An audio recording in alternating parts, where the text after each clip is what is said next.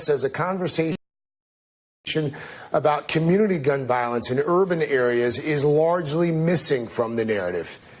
Reverend Michael McBride is a pastor in Oakland, California. He works on gun violence prevention through his organization called Live Free. The Reverend joins me now. Reverend, first of all, what has gun violence done to your community? Why did you decide to make preventing it a central part of your life?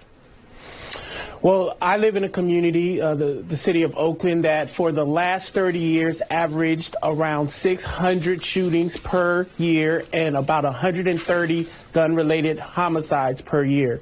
And that created such compounded trauma within many of our families that it forced many of us, clergy, faith leaders, directly impacted people, formerly incarcerated people, public health practitioners, even law enforcement elected officials to pull together strategies that do not criminalize our communities, but actually create more safe communities without sending more of our young folks and families to jail. And within 5 years in Oakland, we were able to drop gun-related homicides by 50%. In Richmond, California, as much as 70%. We have strategies that work, but we need the conversation to be much more broadened, and that is what we hope the forum tomorrow will do, broaden the conversation, and our presidential candidates will speak to these life-saving strategies that many of them are aware of, but for some reason do not help educate the country. Well, let's talk about some of these solutions and strategies. We're going to do that, of course, tomorrow, but let's talk about a few right now. What's worked in Oakland? How have you guys been able to reduce gun violence by 50% there?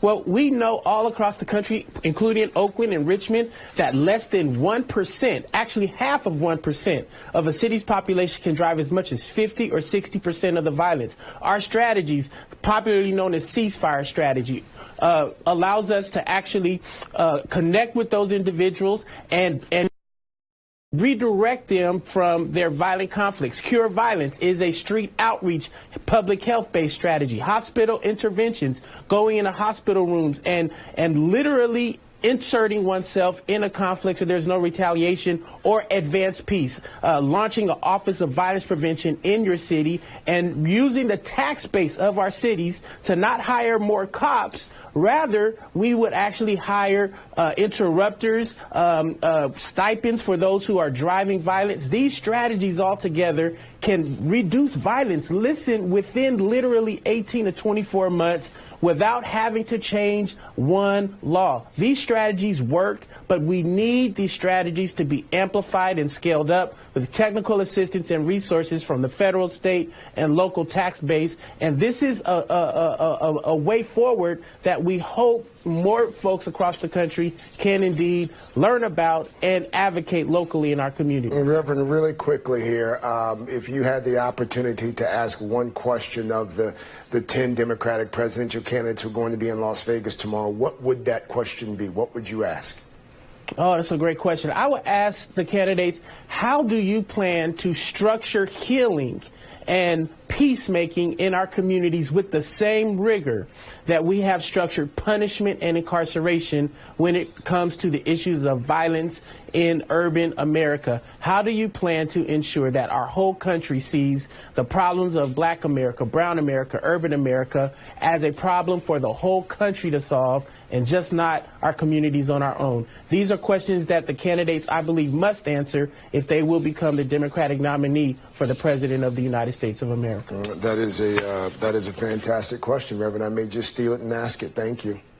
Just quote me.